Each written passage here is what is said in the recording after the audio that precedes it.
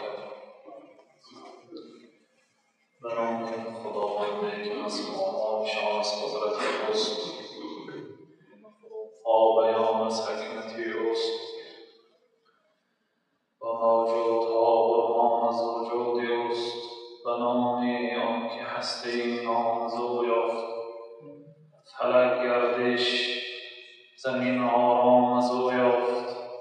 سپاس و حمد بی پایان خدا را که صنعش در وجود آورد ما را. هر دم از ما صد درود و صد سلام بر رسول و آل و اصحابش تمام.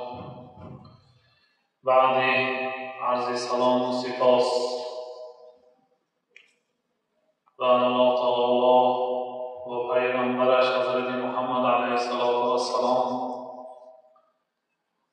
در این روز مبارک، در این مکان مقدس، از الله سبحانه و تعالی عاجزانه مسئله داریم که پروردگار عالم گناه و سهو و خطایی که از ما شما و جمله مسلمین تا این دم صادر شده است عفو و مغفرت بنماید و پروردگار عالم در باقی مانده حیات دنیای فانی برای ما شما توفیق بندگی دهد، مسلمان حقیقی زیستن و از این دنیا مسلمان وفات کردن برای ما نصیب روزی گرداند. آمین یا رب العالمین. الله تعالی مخلوقات را آفرید تا اینکه اطاعت از آن پروردگار باشد و خواری و زاری فقط در پیشگاه پروردگار باشد و کمال سعادت بنده و خوشبختی انسان در شناختن پروردگار است و در ایمان آوردن به پروردگار است. شناختن بنده پروردگار خود را اصل اولی است که دانستن آن برای تمام بشریت فرض اول و فرض عین است و او یعنی معرفت پروردگار اولین سوالی که در قبر بنده پرسیده می شود: من رب، پروردگارت کیست؟ نوابسته به ملت، نوابسته به سن و سال، نوابسته به حالت دنیاوی انسان یا کسب او یا علم او که در کدام ساحه متخصص بود، همه انسان ها برابر. اولین سوالی که بعد بازگشتشون به نزد پروردگار برایشان داده می شود: من رب، پروردگارت کیست؟ و شناختن الله تعالی رکن اول اسلام است، رکن اول ایمان است و آن رکنهایی که بعد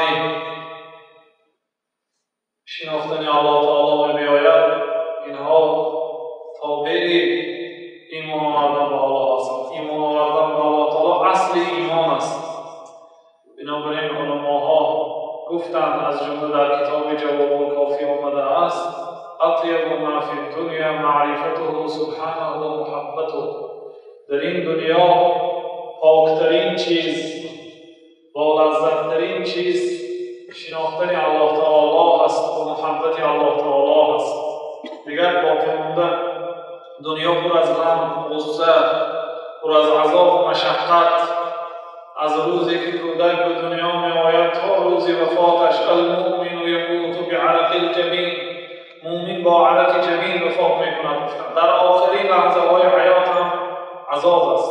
دنیا جای مشقت است، ولی مشقت های دنیا را با شناختن الله تعالی و محبت الله تعالی می شود کسی صرف کرده شد. بنابراین بعضی علماها می گفتند که بعضی حالت های به قلب ما دچار می شد که می گفتیم اگر اهل جنت در همین نعمتی که الان ما در آن هستیم باشند، اینهم لفی عیش طیب، واقعا آنها در حیات خوب و خوش بودند. ببینید، به سبب شناختن الله تعالی و محبت الله تعالی، وقتی که ایمان بنده به الله تعالی زیاد می شود و الله تعالی را بسیارتر می شناسد، واقعا روح انسان و قلب انسان در این دنیا با چیزی لذت نمیگیرد مثل لذت گیری و با شناختن الله تعالی. و محبت الله تعالی و عبادت الله تعالی. این را شخصیت هایی که میفهمم که در حیاتشان گذرانیدن. بنابراین علماها گفتند که اون مشقت لذت های دنیا، خواه لذت های طعام شراب باشد، خواه لذت نکاح باشد، خواه لذت آبرو باشد، مانند که لذت های آن در پیشگاه لذت قلب که خرسندی دل و روح با عبادت خدا و محبت الله تعالی که به جای بیاید، که محبت های بدن و یک ذره به محبت قلب برابر نمی شود. بنابراین پیامبر علیه السلام گفتند کدام قلبی که مثقال ذره ایمان به الله داشته باشد در دوزخ ابدالآباد نمی سازد. مثقال ذره اگر در قلبش ایمان به الله تعالی و محبت به الله تعالی داشته باشد در آتش دوزخ ابدالآباد نمی سازد. اکنون مثقال ذره بسیارتر اگر ایمان باشد، ایمانهایی هست که پیغمبر خدا گفتند که به جنت به حساب و به کتاب می‌دارد. بعضی انسان‌ها حساب و کتاب کرده میشن.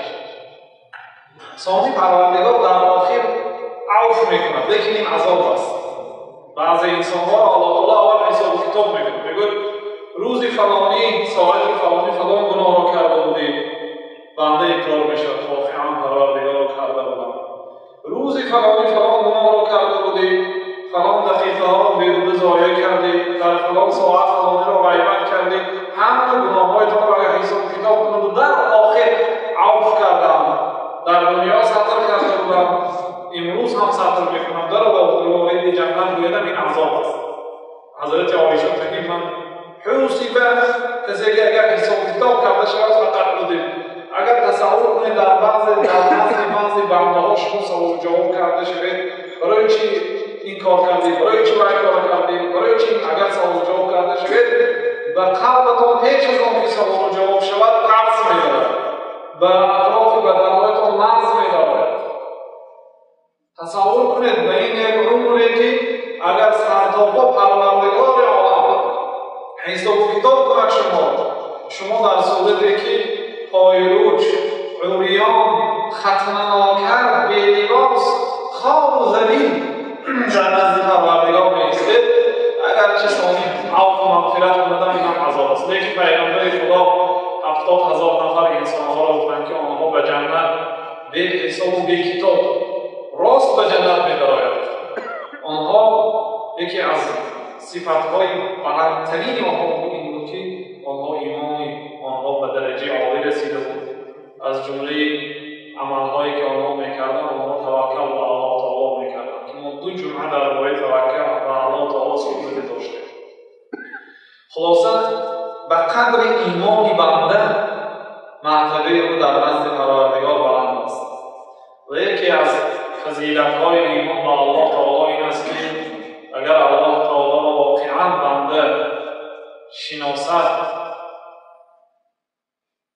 از مشقت‌های دنیا و حسرت‌های دنیا و آن مال و ثروت دنیا که از دست بنده رفته است، ایمان به الله آن را صبور می‌گرداند.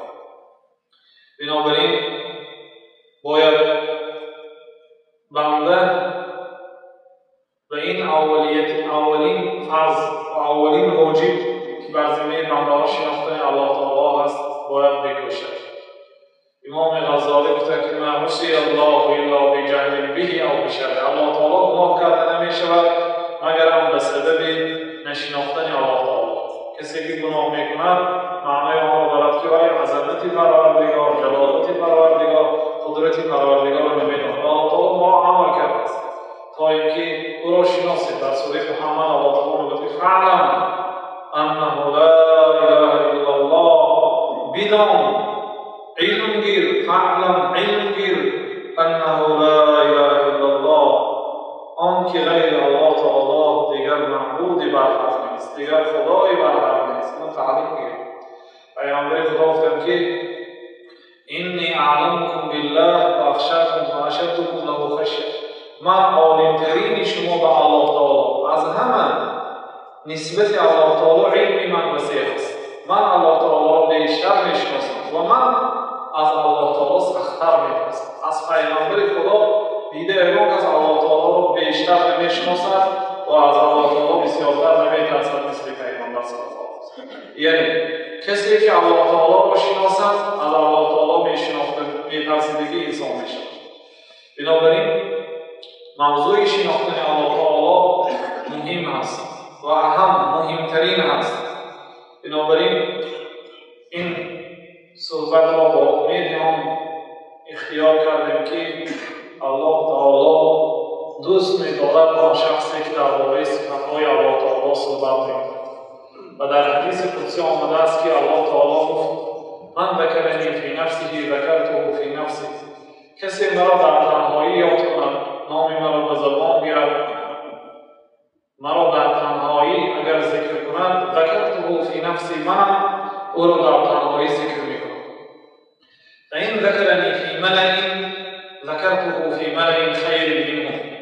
اگر مرا در نزد مردم ذکر کند و درباره من در نزد جماعت اگر صحبت میکند، ذکرته فی ملئ خیر منهم، من آن بنده را در نزد یک جماعت ذکر میکنم که از جماعت او بهتر است. جماعت ما عبارت از انسان ها اصحاب خطایا و گناه ها باشد. جماعتی که پروردگار در نزد آن بنده صحبت میکند فرشته ها هست. لا یعصون الله ما امرهم و یفعلون ما یؤمرون. فرشته ها الله تعالی را گناهکاری نمیکنند و همیشه در طاعت پروردگار هستند. در نزد آنها الله تعالی درباره آن شخصی که درباره الله تعالی صحبت میکند صحبت میکند. و شرف علم و شرف معلوم است.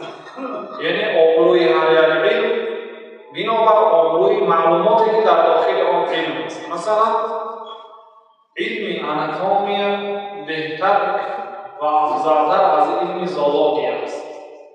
چون هر دو علم هست، هر دو بهتر است، هر دو هم فضیلت دارد. ولی علم آناتومی که درباره آدم صحبت میکند بهتر است از علم زولوژی که درباره حیوان صحبت میکند. چون پروردگار عالم آدم را از دیگر مخلوقات ها افضل گرداند. ولقد کرمنا بنی آدم، در حقیقت ما فرزندان آدم را احترام کردیم، افضل کردیم نسبت دیگر مخلوقات. بنابراین معلومات درباره آدم بهتر است از معلومات درباره حیوان.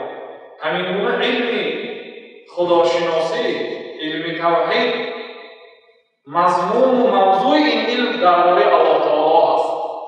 حتی دیگر از دیگر علم‌های شریعت، مثل علم عقیده هم درباره الله تعالی، هم درباره فرشته ها مخلوق هستند، پیغمبرها مخلوق هستند، یا دیگر جنت و دوزخ هم مخلوق است. اگر درباره این چیزا صحبت کنند، این هم علم عظیم است. دنیا اگر دنیای فانی باشد، جنت و دوزخ فنا نشونده است. از دنیا، از آموختن دنیا، آموختن علم جنت و دوزخ افضل است. ولی با وجود همین این علم توحید، علم خداشناسی است، درباره الله تعالی معلومات می‌دهد. و در این عالم دیگر چیزی نیست که از الله تعالی افضل، بلکه به او نزدیک یا شریک مسیح پروردگار باشد نیست. او خالق است، تنها است و فرق علم درباره الله تعالی و فرق علم درباره مخلوقات الله تعالی فرق الله تعالی مخلوقات است. بنابراین علم عظیم است، علم بزرگ است. پروردگار عالم مخلوقات را از نیستی و عالم هستی پیدا کرد. هل اتى على الانسان حين من الدهر لم يكن شيئا مذكورا. انسان خود چیزی مذکور نبود، حتی نامش نبود. از نیستی به هستی پروردگار عالم به وجود آورد. تمام موجودات و مخلوقات را آفرید، ریسک آنها را بر عهده خود گرفت. تمام عالم را پروردگار عالم اداره میکند. الله تعالی را شناختن با کارهایش و با خلقش و با صفتهایش و نامهایش وارثش می شود. بنابراین الان برای شما اون اعتقادی که امام طحاوی یکی از علماهای مذهب امام ابو حنیفه در عصرهای 300 هجری وفات کردند و به عصر پیامبر خدا نزدیک بودند بیان کردند، برای شما و قدر وسعت شرح معنی میگویم.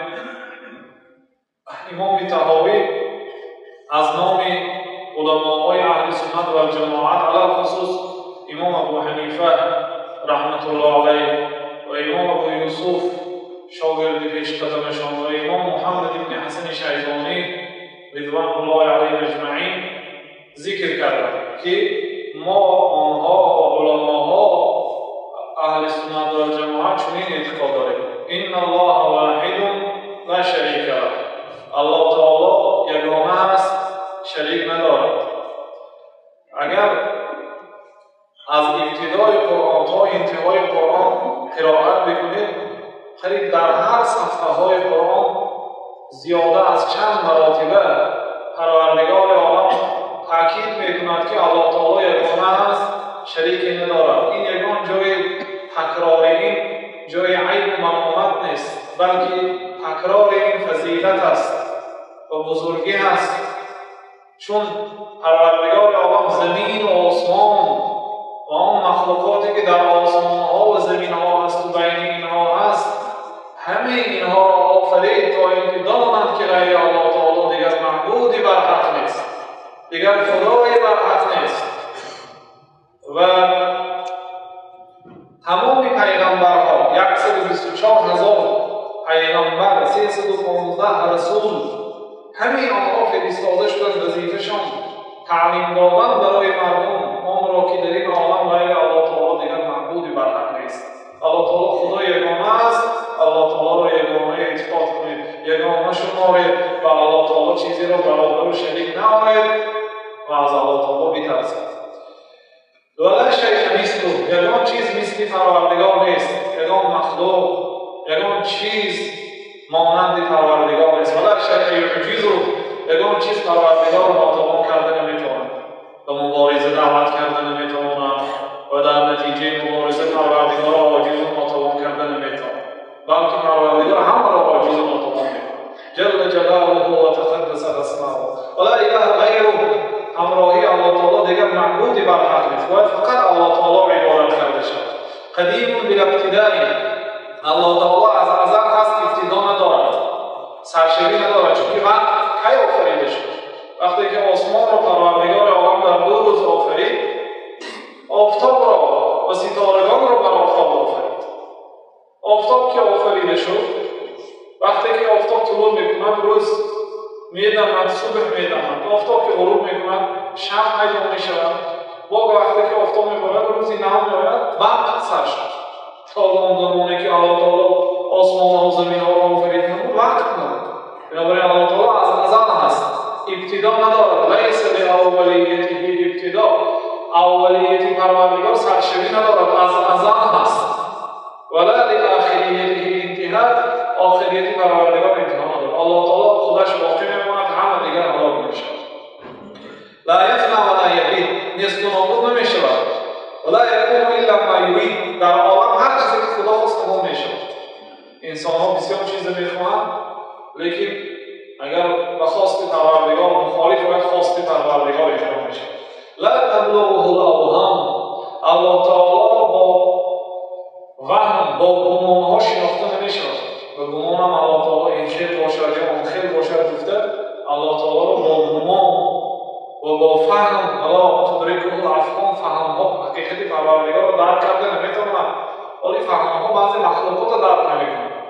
درباره بعضی مخلوقات ما بسیاری معلومات ندارند، نمیفهمند، نمیدانند، ندیدند. فلا اقسم بما تبصرون و ما لا تبصرون، خدا میگوید قسم به آن چیزی که شما میبینید، قسم به آن چیزی که نمیبینید. اون مخلوقات از که ما معلومات نداریم درباره. بنابراین یا بعضی مخلوقات را فهمیده نمیتوانیم، حقیقت اون مخلوقات. پس چگونه حقیقت پروردگار را میفهمیم؟ یعنی با فهم و با گمان فهمیده نمیشود، بلکه با سخن خدا و سخن پیامبر خدا فهمیده میشه. اگر خدا درباره خودش معلومات دهد ما میدانیم، هر چیزی که پروردگار درباره خودش معلومات نداده است ما نمیدانیم. اون چیزی که خدا گفت ما همین قدر میدانیم. با گمان و با فهم حقیقت پروردگار را فهمیده نمیشه. الله یشبه الانام، الله تعالی و مخلوق‌ها مانند نیست و مخلوق‌ها هم با الله تعالی مانند نیست. حی لا یموت، زنده است نمیمیرد. این یکی از خصوصیت‌های پروردگار، زنده نمیمیرد. جبریل وفات میکنه، آخرین ملک الموتی که موکل به گرفتن جان مخلوقات هست او هم الله تعالی جان او را میگیرد. سامی پروردگار عالم زنده نماند.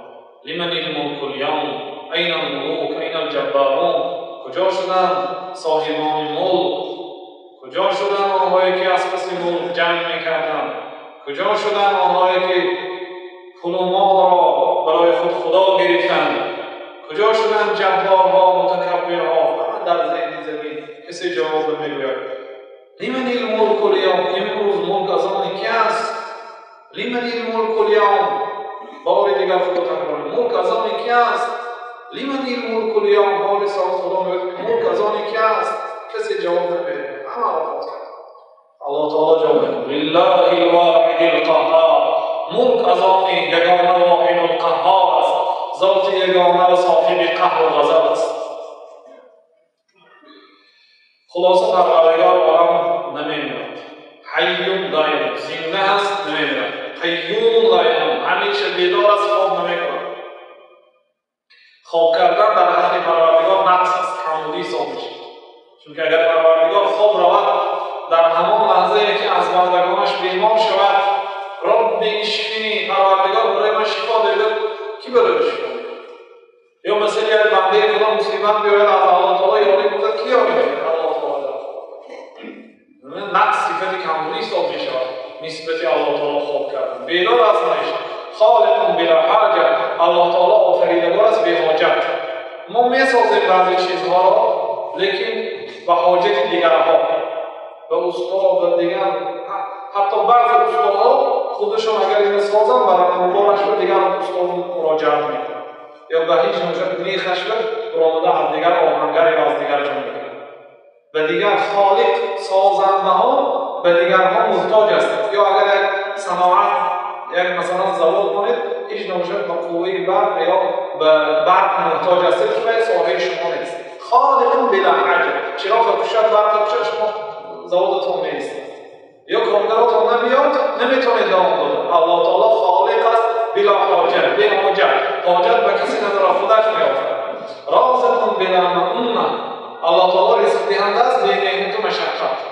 شما با فرزندانتون وظیفه‌دار هستید که لباس و طعام دهید، از سحر تا بیگاهی مشقت میشه. الله تعالی تمام دنیا را رزق میدهد بی مشقت. این خیلی خصوصیت خود صفت پروردگار است. ممیت بلا مخافت، جان مردم را میگیرد نمیترسد. لیکن کسی که یکی از بنده‌های خدا را به قتل میرساند در دل او خوف می‌دارد. اگر از بنده‌ها نترسد از الله تعالی، الله تعالی همین خیلی ذات است که و شخص قاطع و قلبش خوف آورده. بنابراین این صفت خصوصیت خدا است که اگر به قتل رساند کسی را جانش را گیرد نمیترسد از کسی که پروردگار حساب و کتاب میکند فلان رو گرفت. بعدشون بلا مشقت با گشت روز قیامت زنده میکند بلا مشقت. دوباره پروردگار عالم مرده را زنده میکند. منظر در صفت قدیما قبل خلقه. الله تعالی پیش از آن که یک عمل را اجرا کند تمام آن را گرفته است. مثلا در عرف مردم مخلوقها تا عالم نشوید عالم نمیگوید، تا استا نشوید استا نمیگوید. لیکن الله تعالی پیش از آن که آدم را آفرد خالق بود. پیش از آن که حال مرده ها را زنده نکرده پیشتر الله تعالی زنده کننده مرده ها است. حضرت امام طحاوی همین بیان کردند که صفت‌های بنده ها وقتی که عمل را اجرا کنند ثانی هم سزاوار می‌شود. با همون منصب که فرمود با همون منصب گرفته می‌شود. الله تعالی همیشه صاحب صفت و آن نام‌هایی که به پروردگار گذاشته است پیش از آن عمل را کردن الله تعالی سزاوار همون نام است. بنابراین تاکید لیس بعد خلق استفاده اسم خالق. بعد آفریده شدن مخلوقات الله تعالی ثانی خالق نشد، از اول پیش هم خالق بود. الله تعالی فقط صفت‌های پروردگاری دارد، صفت‌های مخلوقات در الله تعالی دیده نمی‌شود و پروردگار عالم به همه کار قادر است و همه به الله تعالی محتاج است و همه کار به الله تعالی آسان است. الله تعالی به چیزی محتاج نیست.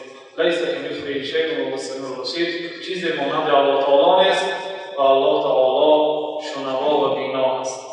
خب ما هم شنوا و بینا هستیم الحمدلله، ولی شنوایی ما و بینایی ما محدود هست.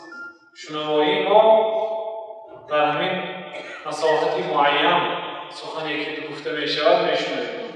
الله تعالی پیامبر حضرت عایشه وقتی که به نزدشان به خانه‌شان از زنی آمده، شوهرش را به جناب رسول شکایت کرد.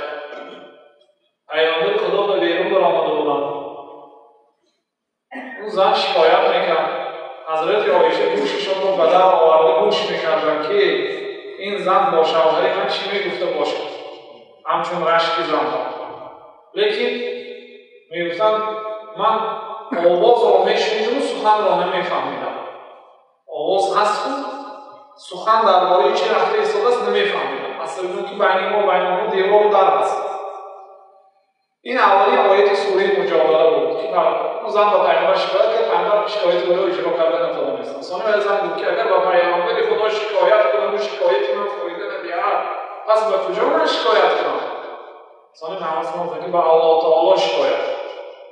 ثانی آن چیزی که به پیامبر شکایت کرد در نزد همه با الله تعالی شکایت. ثانی الله تعالی آیات می‌گوید قد سمع الله قول التي تجادلك في زوجها وتشتكي الى الله. در حقیقت شنوید الله تعالی سخن آن زنی که همراهی تو محاوره میکرد، صحبت میکرد و به الله تعالی شکایت کرد. والله یسمع تحاورکما. الله تعالی صحبت شما را شنوید. حضرت عایشه وقتی که بعد نزول آیت کریمه با خبر شدن که خدا این دونه سخن گفتن که سبحان الذی سمع صمته الاصوات، پاک است آن پروردگاری که شنوایی او تمام جا را فرا گرفته است. قسم بر الله تعالی من از قفای در گوش میکردم و نمیشنیدم. الله تعالی از بالای هفت قبر آسمان سخن هر دو اینها را شنوید. گفته به شنوایی پروردگار پایه میشه. واقعا شنوایی پروردگار آن سخنی که در دلتان میگذرد الله تعالی میشنواد و همین گونه بینا است. آن چیزی که ما در صفای دیوار هست نمیبینیم، آن چیزی که در دیگر کشور هست الان نمیبینیم. الله تعالی تمام دنیا را، آسمان و زمین و زیر آن و بالای آن تمام مخلوقات را پروردگار میبینه و پروردگار عالم با علمش مخلوقات را آفرید. برای آفریدن مخلوقات علم لازم است. برای آفریدن هر چیز علم لازم است. پروردگار با علم خود مخلوقات را قدر زیبا و قدر عجایب آفرید و پروردگار عالم برای آنها در این دنیا مقدار معین برای حیاتشان و برای استفادهشان مقدار معین تقدیر گذاشت. حتی این جمادات، چیزهایی که بی جان هستند، اونها هم اجل دارند. وقتی که میشکند یعنی نیست و نابود میشود، اجلی اون را آخر رسید. همین گونه انسانها و تمام مخلوقات با تقدیر پروردگار آفریده شدند، روزی وفات دارند و در لهم آجالا، یعنی اجل دارند. ولم یخفی علیه شیء قبل ان یخلقهم. و الله تعالی چیزی مخفی نبود پیش از آن که آنها را آفرید. عاقبت همین مخلوق چی میشود؟ عاقبت به جنت می‌رود یا به دوزخ می‌رود؟ همین با الله تعالی مخفی نیست، می‌داند الله تعالی. علم پروردگار واقعا وسیع است. الله تعالی بندگانش را برای عبادت و اطاعتش امر کرد و آنها را از گناه منع کرد. و همه چیزی که در این دنیا میشود با خواست پروردگار میشود، نه با خواست بنده ها. آن چیزی که الله تعالی خواست میشود، آن چیزی که نخواست نمیشود. کسی را که خواهد برای راست هدایت میکند و کسی را خواهد از گناه نگاه میدارد، همچون فضل و رحمت منت از جانب خدا، همچون نعمت. کسی را که خواهد گمراه میکند، همچون عدل ظلم نه. و کسی را خواهد خوار و ذلیل و گمراه میکند از روی عدالتش، نه از روی ظلم. کلهم یتقلبون فی مشیة بین فضله و عدله. همه بنده ها در زیر فضل خدا و رحمت خدا و در زیر عدالت خدا است. کی را اگر الله تعالی جزا دهد و عدالت پروردگار است، ظلم نیست. و هو غیر ظالم ابدا. الله تعالی همیشه ظالم نیست، هیچگاه ظالم نیست. ظلم میکند برای خود ظلم حرام گرداند. یا عبادی انی حرمت الظلم علی نفسی وجعلته بینکم محرما فلا تظلموا. ای بندگان، من برای خودم ظلم حرام کردم. اگر کسی ظلم میکنم، این چنین بین شما هم حرام کردم. این خیلی که همه صفت‌هایی که پروردگار برای ما حرام کرده است، برای خدا هم آنها حرام نیست. مثلا کبر، کلامیگری برای ما حرام است. کلامیگری کردن برای بنده ها نادرست است، لیکن الله تعالی خودش متکبر است، کلامیگری میکنه. حق دارد که کلامیگری کنه، از خودش میگه. لیکن ظلم برای ما حرام است، برای خودش هم حرام است. ببینید، یعنی ظلم برای خدا هم حرام کرد. ظلم نمیکنه الله تعالی. كلهم يتقلبون في مشيئة بين فضله وعدله ومتعالما بالعذاب الله تعالی از دیدها ضد ندارد. اگر کسی ضدیت کنه الله تعالی میشکنه. ضد ندارد، ند ندارد، شریک ندارد. مثلا ما هم شریک داریم، دوست و رفیق داریم و هم دشمن داریم. ضدیت. لیکن الله تعالی ضد ندارد. واقعا بعضی انسان‌ها دشمنی با الله تعالی میکنند، لیکن الله تعالی برای خودش دشمنی هم نمیگیرد. چون که چیزی معیده وقتی که به چیزی کلام اگر هجوم کنه حتی غمگین هم نمیشه، خفه هم نمیشه، نمیترسد. صاحب قهر، صاحب علم است، صاحب قدرت است، صاحب غضب است، باید منجزدن نیست که معبود میکنه الله تعالی. بعضی مخلوقاتش اینقدر عظیم است. پیامبر خدا فرمود برای من اجازه شد که درباره فرشته سخن کنم که مابین کتفش و نرمی گوشش مسافه 700 سالینه راه است. یک فرشته.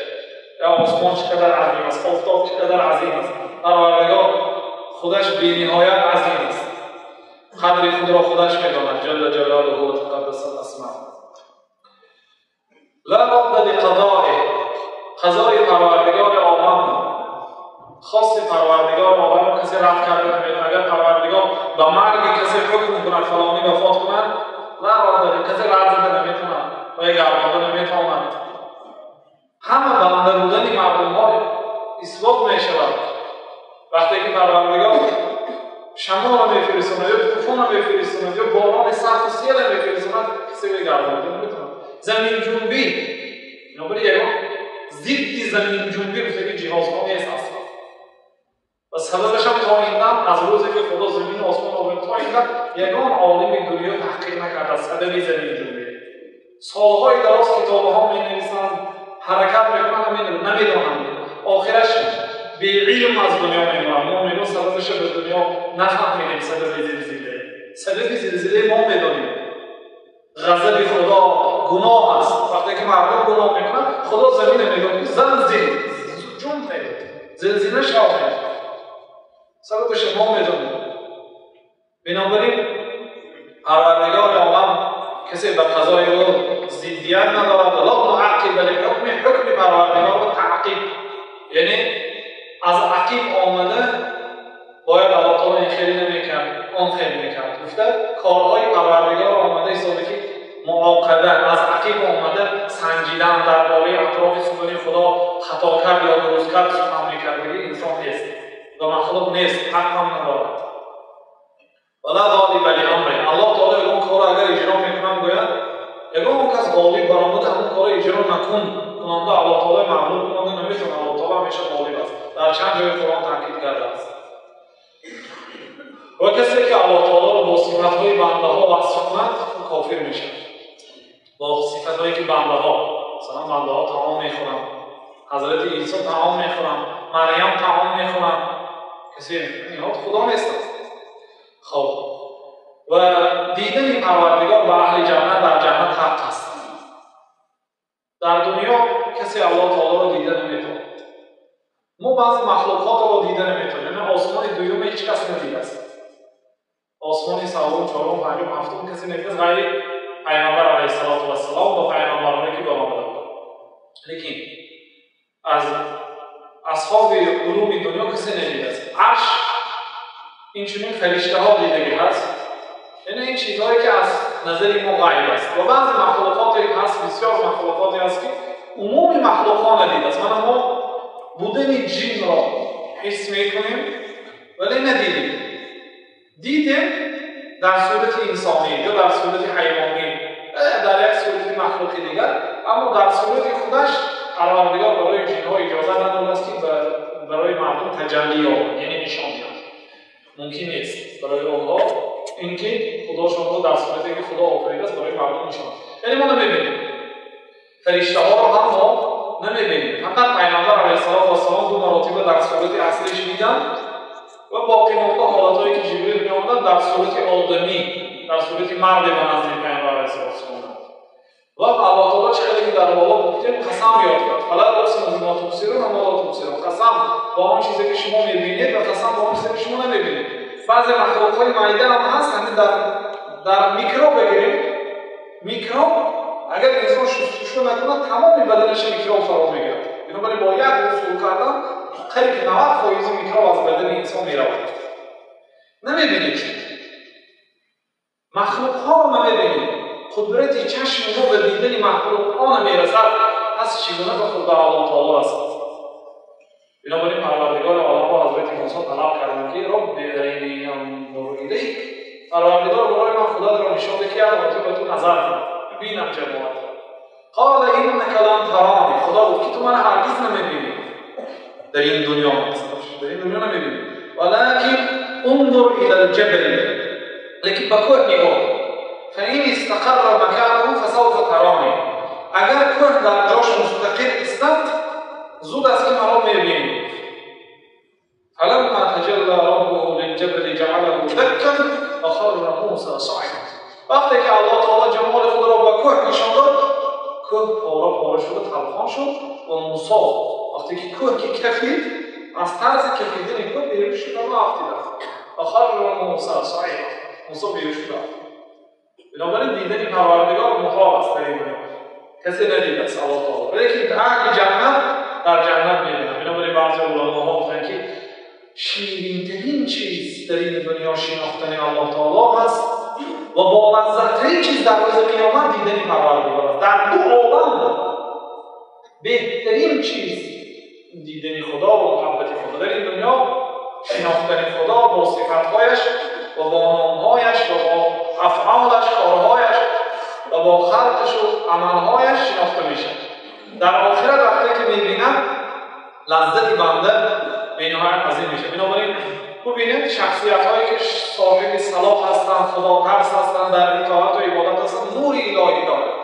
به سبب اطاعت الله تعالی و به سبب ایمان به الله تعالی به روی رنگ روی آنها یک رنگی داده است که به چشم معلوم است. و بعضی انسان‌هایی که از دین دور هست، بینید در روی او نور خدا نیست. این چنین وقتی که روز جمعه در جنت، هر هفته روز جمعه در جنت مردم اهل جنت با الله تعالی ملاقات دارند. روز جمعه الله تعالی صحبت می‌کند و نزدیکترین مردم با الله تعالی نزدیکترین آنها به امام است. وقتی که بعد جمعه الله تعالی صحبت می‌کند، برای چی جمعه و در جمعه اشتراک کردن لذت دارد؟ برای چی؟ برای آنکه سخن الله تعالی است، سخن مخلوق نیست. یا سخن پیامبر خدا است که الله تعالی فرمود است اوتیت القرآن و مثله معه.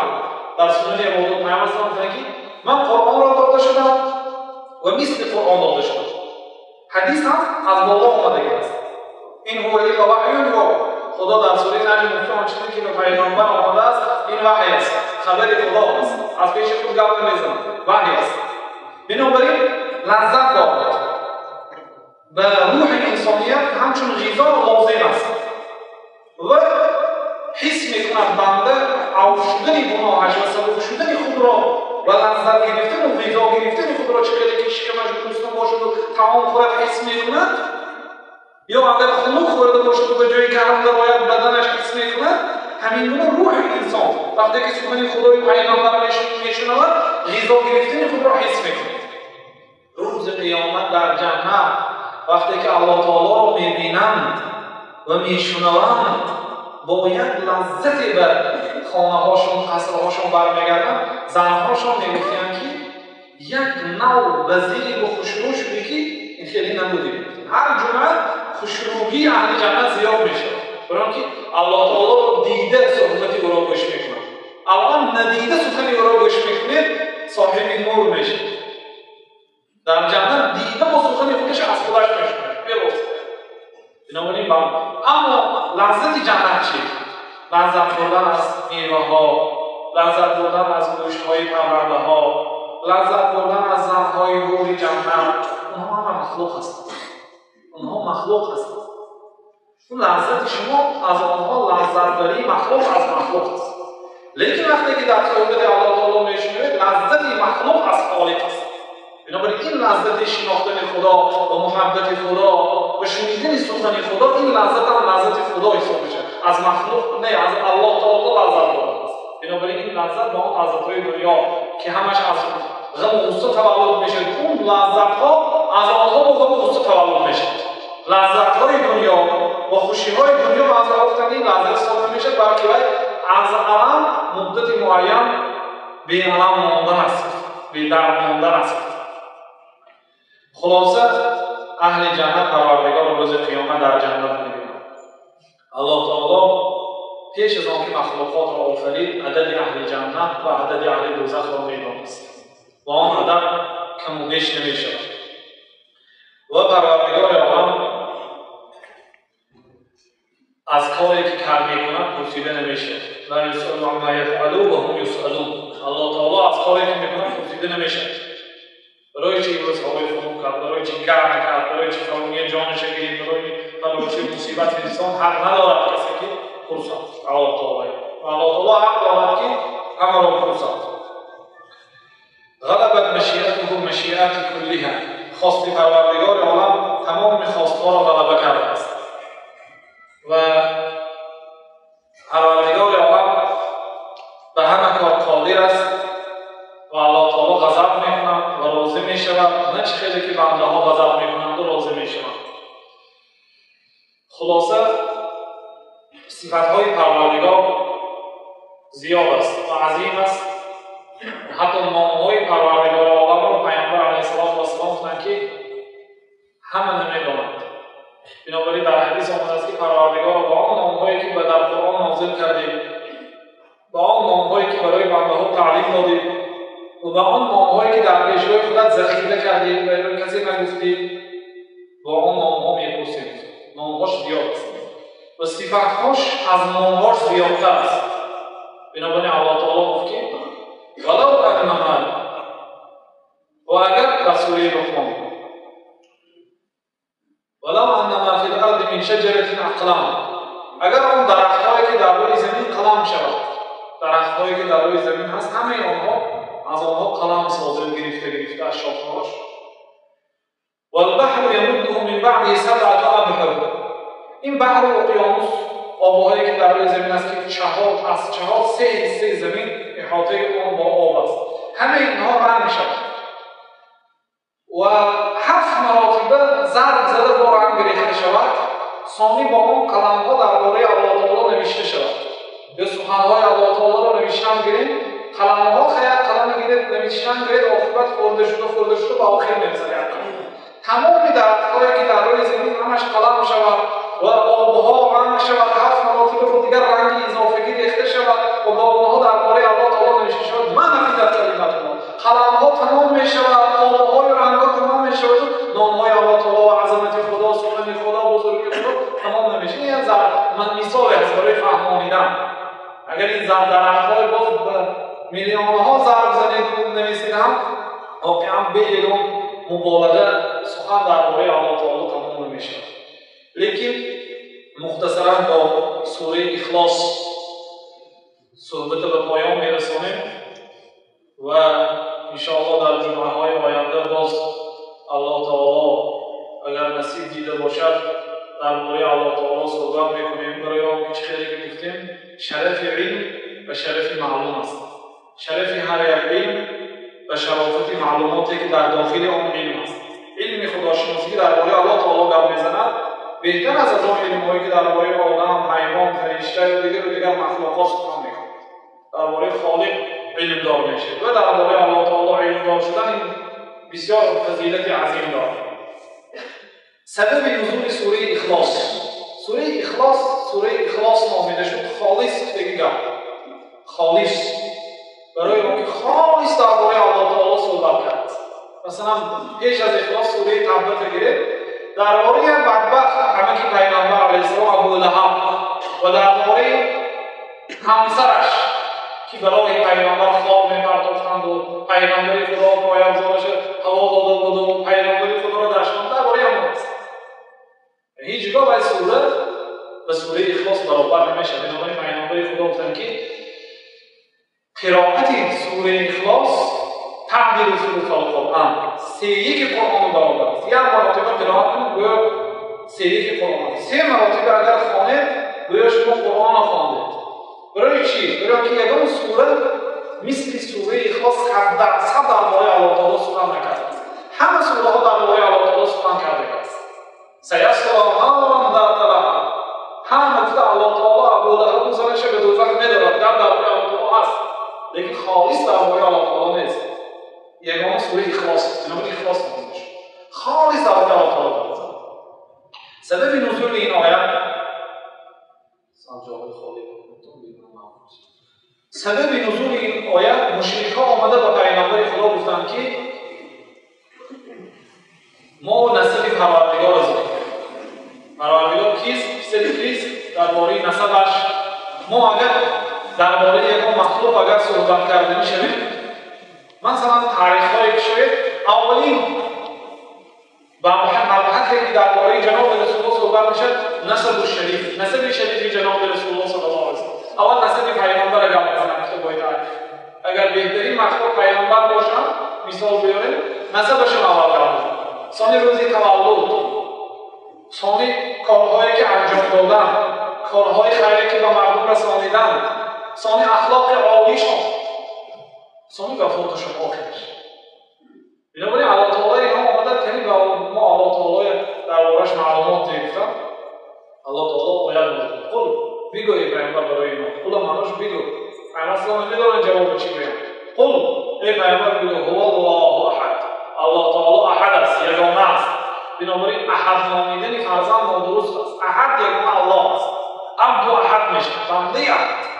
اینچنین احد گفته خطاب کردن نادرست است برای الله. احد خدا است، یگانه است. قل هو الله احد، بگو که الله تعالی یگانه است.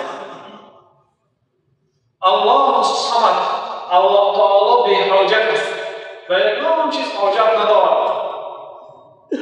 صمد یک معناش بیشکم است، طعام نمیخورد. یطعم ولا یطعم، خدا در قرآن میگه که الله تعالی طعام میدهد و طعام نمیخورد. حاجت ندارد بلکه همه به پروردگار محتاج است. الله الصمد، الله تعالی به چیز محتاج نیست. ثانی گفت که لم یلد و لم یولد، تولد نکرد و تولد نشد.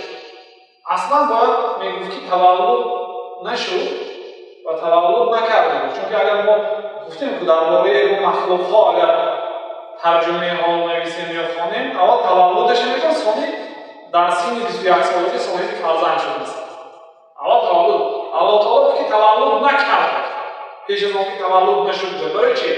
اولش اینکه الله تعالی با مخلوق ها مانند نیست، که مانند مخلوق ها درباره خودش معلومات دهد.